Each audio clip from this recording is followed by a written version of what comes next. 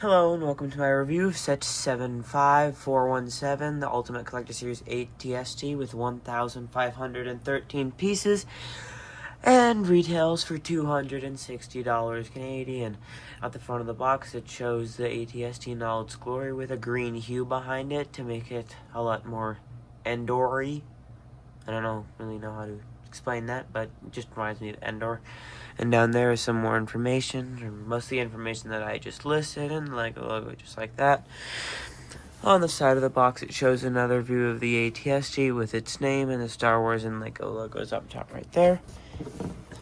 The back of the box shows another view of the ATST, the display stand, the minifigures, some more views of the ATST, and one in-universe picture of it from Return of the Jedi, and its measurements up there. And now on the other side of the box, it just has ATST in a different language with some more other information in a different language. The top of the box shows the ATST and the minifigure in its actual size, which we will get into in a minute. And the bottom of the box is just like the greebling detail thing that they've had on boxes for the last few years now. And for the one and only minifigure in this set, we have the ATST pilot or driver, whatever you want to call it.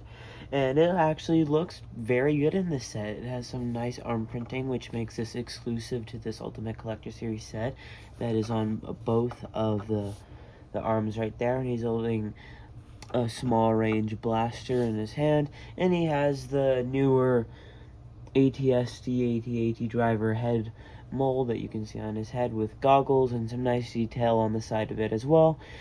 And down his chest you can see some of the more like details of his clothing, his belt, and some nice waist printing that goes down to his legs, which I think looks really good. And I've seen other people complain about this, but I don't really care that much, is that it doesn't have dual molded legs. Yes, it looks like that in the movie, but you don't exactly even see their feet in the movie really, so why does it matter? Like, yes, it would look better, but it's not the freaking $1,000 Death Star, so I just don't really see why it matters. But other than that, this minifigure is very good, and I think it is a very good minifigure for this set. Moving on to the display stand, you can see that there is a blue version of the ATSD on it with some other information on the left side that you could pause to read if you want, so just right there. And I think it's very cool that they have these just to show like what you're getting and like what it is in universe, so I always think that's kind of cool.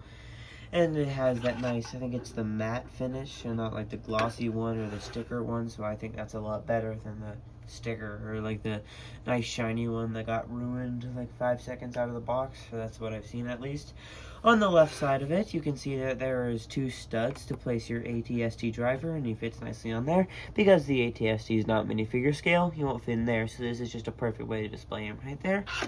And on the back, you can see where the connection point of the plate is to the back of it, and you can even just tilt it a little bit to give it a little more like cool looking view of it. But I didn't do that because the light is on it, so this works just fine. And now for the ATSD itself. First things first, on the exterior, this thing just looks amazing. In my personal opinion, it definitely seems like it is worth $260.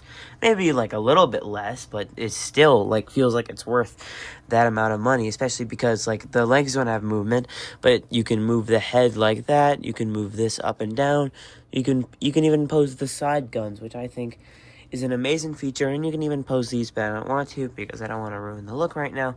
But on first impressions of the exterior, I was amazed on how well this thing came together. Like, it just looks so good, and it's even better looking in person.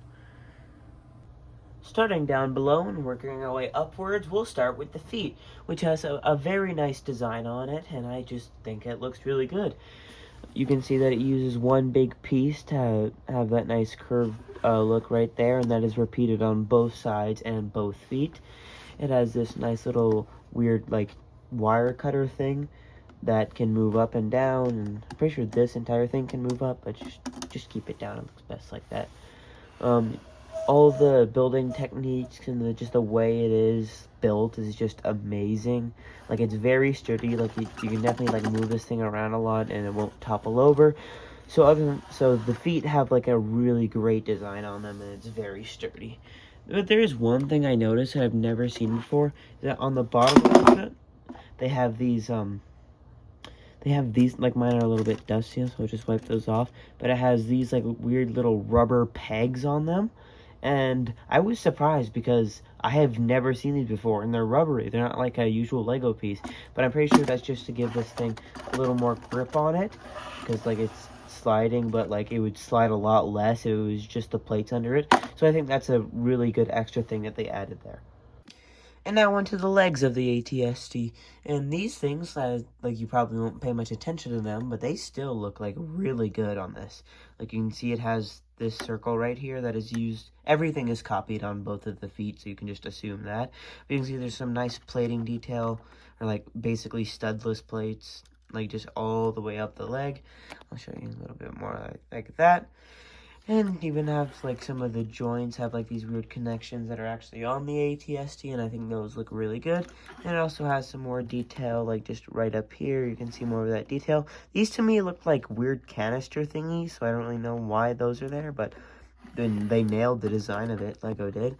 But as you can see, the studless look continues up to the joint part right here, and it moves all the way.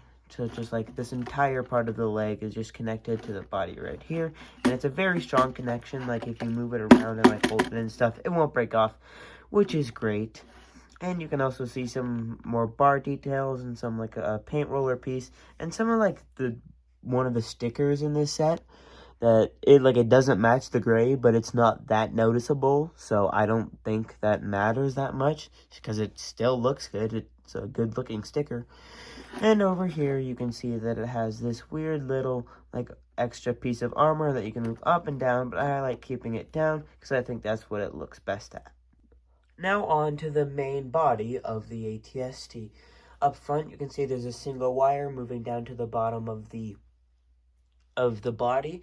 And what I found really cool is that you actually like kind of built this like upside down, because you can see like there's studs protruding out this side. It's not like the under part of a plate or something. It's like actually studs like just on the underside of it, and it's just like a good connection point. And I think it like works really well so that you can have some of that extra detail with all of like the pieces that normally wouldn't work on the bottom of something, but they made it work and it looks amazing.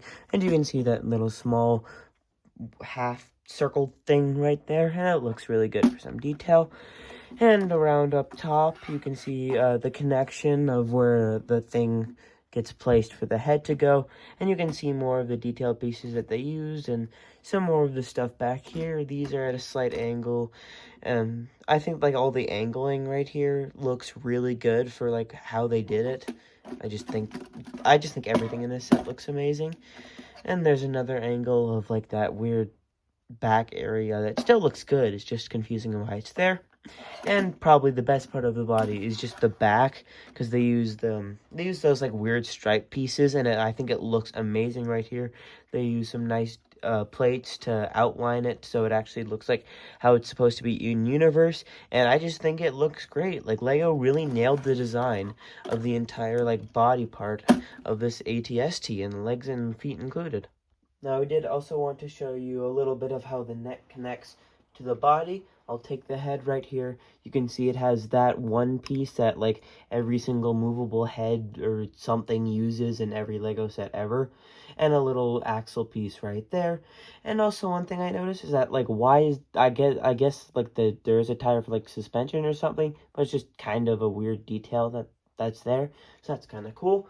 But anyway, you can fit that right in that spot that I showed you earlier, and it connects just like that. It's normally just supposed to come out like that, but I accidentally broke it off in an earlier part of the video, but that's fine. And as you can see, it's all nice and connected there, and those exposed things that I showed earlier are no longer there. And you can see that like axle hole that the axle bar goes into, and it fits on just like that, and you're ready to display it. I removed the head to make it easier for me to review it, because other than that it would just be way too hard because of my current setup. Like my phone is stacked up on a bunch of books right now, so I would need a lot of books to get up there and just see what's all going on in the head. Anyway, let's actually get to the head. Now, first things first, this thing looks amazing. Like every little detail, all the studs, all the stud lists look so good on this thing, and they absolutely nailed the design of it. But first things first, I already said that, dang it. Let's go move on to the cannon, which sometimes gets stuck behind one of these two, like, fangs or whatever they are. But it's not that big of a deal because you're not usually going to be playing with an Ultimate Collector Series set. But you can see that it moves quite easily, just up and down like that, so you can pretend you're firing at Ewoks, just killing the teddy bears. I probably shouldn't have said that. And you can see that there's that weird little gear thing below it. I don't really know what that is, but maybe it's an Adam's apple, maybe it's its chin, who knows. And moving up, you can see some more nice plate detail right there. And to, like, the peepholes or the eye holes, whatever you want to call it, these things can move into place just like so. And I think that it looks really, it looks more like the Hoth ATST, like the Playscale one we got a few years back. And I just think that's funny. But you can display it like that. I prefer displaying it like this because, like, that's how Endor was. Like, they were open like this. But I still think that no matter, like, how you decide to really display it, I still think it looks good. Moving on to the left side of the ATSD head, most of this stuff right here is actually copied on that side as well. Most of the set is, like, very symmetrical, so that's a fun thing to build. Now, first we have this weird cannon firing thing. I don't really know what it is. I played Battlefront, and these two, like, look like the exact same thing, so I don't really know. But anyway, that thing looks really good with some more plating there that can move, like, back like this. I don't actually know how you're supposed to display it, but I'm displaying it like, oh, you actually, hold on, I'm displaying it like this right now, and I still think that works perfectly because I still think it looks good. And the connection point to it is just right there. You can stick it on, and then this entire disc piece moves to give it some form of movement and rotation onto it. Now onto the right side, as I said, it's like almost copy and paste, like both sides, but just with a little different weapon right here. It's another weird weapon that they look like they could do the same thing, but I don't really know. But I just think this one also looks really good. Like, it's just a cylinder, but it still looks really, really good. And it can also just pop off just like that, and you can get a better look at it. And I'm assuming what this is, it's supposed to be like the thing that, like, sprays, like, in a circle. Like, if you ever played Battlefront, you know what I'm talking about. And if that's what they were trying to represent, they nailed it, because, like, all these holes here, and this is a tire piece, or like an axle, or not an axle, something like that. But all these holes are supposed to represent, like, the cannon hole things, and I just think they, like, absolutely nailed the design on both of these cannons on either side. And then you can attach it back on, and again, it's movable just like that. And onto the back of the head, first things first, there's just that, I gotta stop saying that, there's that weird looking hot dog thing. I have no idea why it's there, but it's there. And on the back here, you can see some of these, like, weird fan pieces that I'm pretty sure they also used on the smaller ATSTs. Good to see some continuity in their ATSTs right there. And just some more plating detail, and this thing looks amazing. Like, even the back that you won't really see just has some of the best detail on, like, a Lego set ever, and it just looks so good. And now, finally, for the head, we'll see the top of it. There's a lot of bar pieces and detail that make it look really good, kind of like a safety net for the minifigures that will be going inside. And you can see that this is at a nice, slowly steep angle right here. And a piece that I've never actually seen before is this weird, like, triangle thing that just helps achieve some more angles. I don't know what it is, but I am very glad it's there. And onto the top, you can see that they have this thing here, which you can throw a Ewok or Chewbacca in there to go and beat up the pilots in there, which is fun to do. But I don't think anyone will display it like this open, but it's still fun that you can have a feature like that on a set this big. And that's about it for the exterior of the head. Now, to make this easier for you to see, I'm just gonna do some brain surgery and just remove the top of the head. The top of the head. And it can move back, but that still doesn't look as good, so I'm just going to be doing that. And you can see right in there, there's one of the very few stickers. That's one thing that I didn't really pray. I had to do some quick brain surgery and just open it up. Well, the top of the head can, like, move back with these, but it still just doesn't let me look at the interior as well as it is when it's just off, so that's good. And right here, you can see that both this and the UCS Jango Fett Slave 1 have this, like, weird rubber piece to, like, attach, like, plates. And I just think that's kind of cool that the two UCS that I own use the exact same technique on both of them. So that's kind of cool. Anyway, up the front here, I don't really say this enough, but, like, it's a very small sticker sheet, and I think that's just amazing. And that's is one of the stickers right there. But all of these things are printed right here. Like, I get they're like the small ones and like, oh, they're just super tiny. And I know that it doesn't really matter that they're stickers or that they're printed or stickers because they're small, but I still think it looks good. And all the control panels right there, they just look very good inside of this ATST head. And there's some more like driver stick thingies in there so that they can walk over Ewoks. I know I keep saying that they're going to murder Ewoks, but that's the only thing we ever see them do.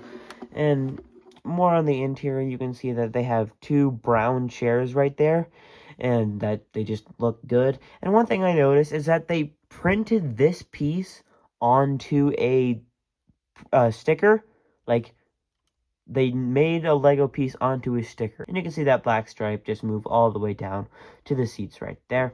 And that's about it for the interior of the head. And now for my final thoughts. The design of the ATST itself and like just the build, a 10 out of 10. I love this thing.